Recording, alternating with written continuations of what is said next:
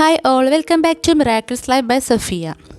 ബെന്യാമിൻ്റെ ആടുജീവിതം എന്ന നോവലിൻ്റെ ഒരു ചെറിയ റിവ്യൂ ആയിട്ടാണ് ഞാൻ ഇന്നിവിടെ വന്നിരിക്കുന്നത്. 2024 ബ്ലസ്സി സംവിധാനം ചെയ്ത് പൃഥ്വിരാജ് നടനായി അഭിനയിച്ച് സിനിമയാക്കിയ ആടുജീവിതം പുറത്തിറങ്ങിയപ്പോഴാണ് ആടുജീവിതം എന്ന നോവൽ എൻ്റെ ശ്രദ്ധയിൽപ്പെട്ടത്.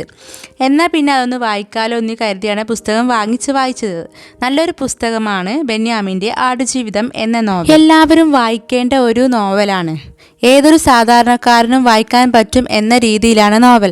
സാധാരണയുള്ള മലയാള സാഹിത്യത്തിലെ ഒരുപാട് കടുകട്ടിയുള്ള വാക്കുകളൊന്നും ഇതിൽ ഉപയോഗിച്ചിട്ടില്ല. അതുകൊണ്ട് തന്നെ ആർക്കും വായിച്ചാൽ മനസ്സിലാകും. ആടുജീവിതം എന്ന ഈ നോവൽ പബ്ലിഷ് ചെയ്തിരിക്കുന്നത് ഗ്രീൻ ബുക്സ് ആണ്. കേരള സാഹിത്യ അക്കാദമി അവാർഡ് ലഭിച്ച നോവൽ. നിരവധി ഭാഷകളിലേക്ക് വിവർത്തനം ചെയ്യപ്പെട്ട നോവൽ. പത്തനംതിട്ട ജില്ലയിലെ കുളമ്പ സ്വദേശിയായ യുവ എഴുത്തുകാരനാണ് ബെന്യാമിൻ.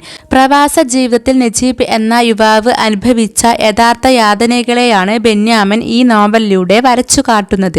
നജീബ്, ഹക്കീം, ഇബ്രാഹിം, ഹമീദ്, കുഞ്ഞിക്ക, അർബാബ്, സൈനു എന്നിവരാണ് പ്രധാന കഥാപാത്രങ്ങൾ.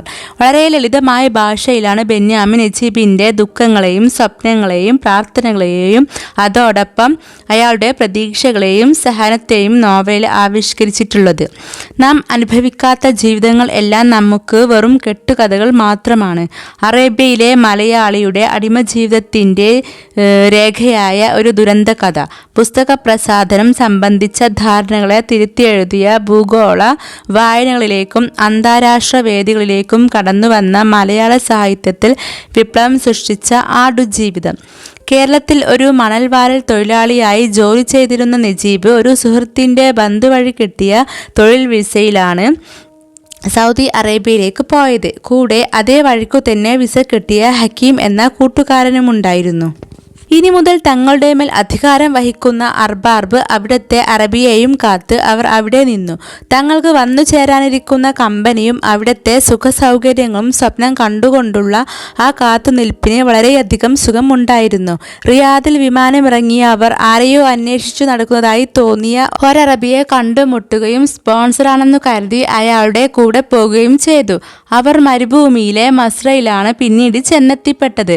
നജീബ് അവിടെ ചെന്നപ്പോൾ നേരിട്ട ഓരോ സാഹചര്യവും ഓരോ അവസരങ്ങളും ഏറ്റവും ഹൃദയസ്പർശിയായ രീതിയിൽ നല്ല വാക്കുകളുടെ പ്രയോഗത്താലാണ് ബെന്യാമിൻ എഴുതിയിട്ടുള്ളത്.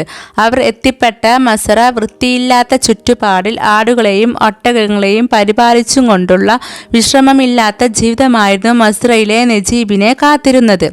നജീബ് എത്തിയപ്പോൾ അവിടെ ജോലിക്കാരനായി ഒരാളും കൂടെയുണ്ടായിരുന്നു. വർഷങ്ങളായിട്ടുള്ള അടിമപ്പണി കാരണം അയാളെ ഒരു ഭീകരരൂപിയാക്കി മാറ്റിയിരുന്നു. നജീബ് വന്ന് കുറച്ചു നാളുകൾ കഴിഞ്ഞപ്പോൾ അയാളെ കാണാതായി. തുടർന്ന് മസ്രയിലെ മുഴുവൻ ജോലികളും നജീബിന് ചെയ്യേണ്ടി വന്നു. പച്ചപ്പാലും കുബൂസ് എന്ന റൊട്ടിയും ചുരുങ്ങിയ വെള്ളവുമായിരുന്നു ആദ്യം കിട്ടിയ ഭക്ഷണം. കിടക്കാൻ മുറിയോ കട്ടിലോ കിടക്കയോ വസ്ത്രങ്ങളോ കുളിക്കാനുള്ള മറ്റു തരത്തിലുള്ള ശുചീകരണ പരിപാലനത്തിലുള്ള സാഹചര്യമോ അവിടെയുണ്ടായിരുന്നില്ല. ഏറെ അകലെയല്ലാതെ അതേ സാഹചര്യമുള്ള മസ്രയിൽ ജോലി ചെയ്തിരുന്ന ഹക്കീമിനെ എപ്പോഴും നജീബ് കാണുന്നത് അറബിക്ക് ഇഷ്ടമായിരുന്നില്ല. അറബിയുടെ അർബാബിൻ്റെ ഉപദ്രവം ഹക്കീമിനും നജീബിനും ഒരുപാടുണ്ടായിരുന്നു. ആടുകൾക്ക് പേരിടുകയും അവരോട് വർത്തമാനം പറയുകയും മറ്റും ചെയ്താണ് നജീബ് തൻ്റെ ഏകാന്തത മാറ്റിയിരുന്നത്. ഇതിനിടയിൽ ഹക്കീം ജോലി ചെയ്തിരുന്ന മസ്രയിൽ ഇബ്രാഹിം ഖാദരി എന്ന സൊമാലിയക്കാരൻ കൂടി ജോലിക്കായി വന്നു. ഒളിച്ചോടാൻ തക്കം പാർത്തിരുന്ന നജീബ്, ഹക്കീം, ഇബ്രാഹിം ഖാദരി എന്നിവർ മുതലാളി അർബാബിൻ്റെ മകളുടെ കല്യാണത്തിന് പോയപ്പോൾ അവസരം മുതലാക്കി മസ്രയിൽ നിന്നും രക്ഷപ്പെടാൻ ഒരുങ്ങുന്നു. മരുഭൂമിയിലൂടെ ദിവസങ്ങൾ നീണ്ടുനിന്ന പാലായനത്തിൽ ദിശ നഷ്ടപ്പെട്ട അവർ ദാഹവും വിശപ്പും സഹിക്കാൻ വയ്യാതെ ഹക്കീം മരിച്ചു. പിന്നെയും പാലായനം തുടർന്ന് നജീബും ഖാദരിയും മരുഭൂമിയിൽ ഒരു മരുപ്പച്ച കണ്ടെത്തി. ദാഹവും വിശപ്പും അകറ്റി പിന്നെയും യാത്ര തുടർന്ന് ഒരു ഹൈവേയിൽ എത്തുമ്പോഴാണ് ഖാദരിയെ കാണാതായതായി ശ്രദ്ധയിൽപ്പെട്ടത്.